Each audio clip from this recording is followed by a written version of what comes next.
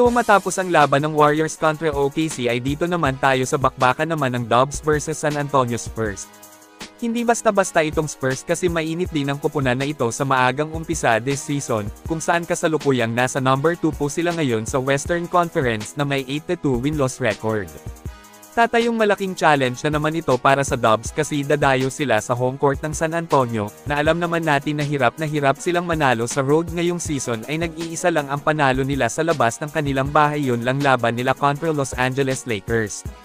Pero may nakita po tayong malaking kahinaan ng Spurs mga kaibigan, na kung saan masasabing pag nagkaroon ng magandang trabaho ang Warriors dito ay posibleng matatalo nila ang Spurs.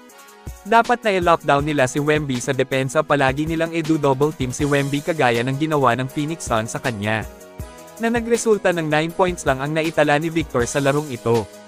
Well, ito panoorin po natin hanggang dulo kung papaano ni lockdown ng Suns ang Spurs big man.